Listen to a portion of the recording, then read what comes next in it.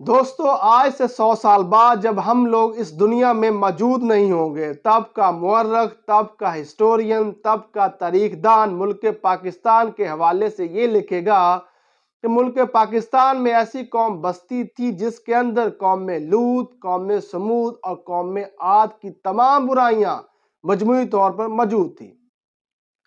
مورخ یہ لکھے گا یہ ایسی قوم تھی جو کتاب اللہ کو تو مانتی تھی، جو اللہ کے کلام کو تو مانتی تھی، جو قرآن مجید کو تو مانتی تھی، لیکن سمجھے بغیر غلاف کے اندر لپیٹ کر اونچی جگہ پر رکھ دیتی تھی۔ اس کے اندر جو اللہ نے احکامات صادر کیے ہوئے ہوتے تھے ان کو بالکل بھی فالو نہیں کیا کرتی تھی۔ مورخ یہ لکھے گا یہ ایسی قوم تھی جو اللہ پر تو یقین رکھتی تھی کہ اللہ ہے، لیکن اللہ کے احکامات کو بالکل بھی نہیں مانتی تھی، بلکہ یکسر نظر انداز کر دیا کرتی تھی۔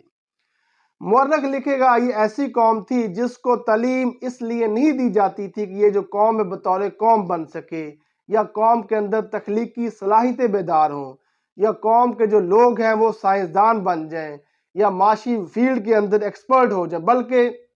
اس قوم کو تعلیم اس لیے دی جاتی تھی کہ یہ لوگ جاہل کے جاہل ہی رہیں۔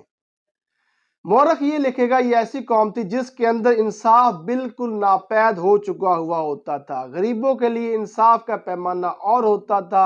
اور امیروں کے لیے انصاف کا پیمانہ اور ہوتا تھا۔ یہ جو مورخ ہے یہ پاکستان کے حوالے سے یہ لکھے گا کہ پاکستان میں ایسی قوم بستی تھی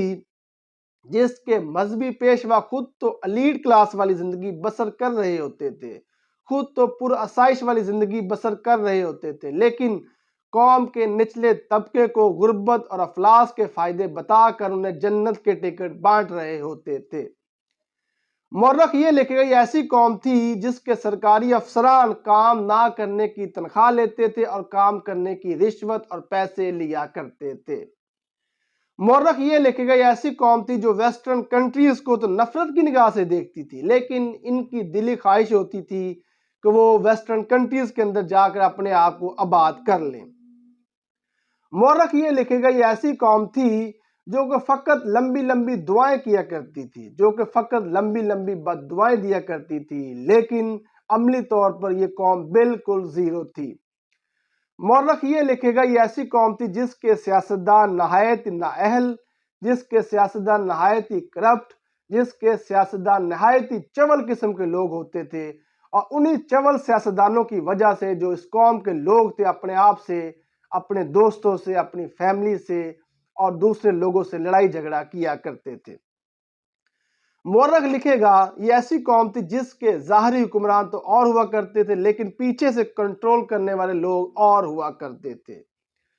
مورخ لکھے گا یہ ایسی قوم تھی جس کے حرام خور لوگ عزت دار کہلاتے تھے، اور جو محنت کر کے مزدوری کر کے پیسے کماتے تھے وہ کمی کمین کہلاتے تھے۔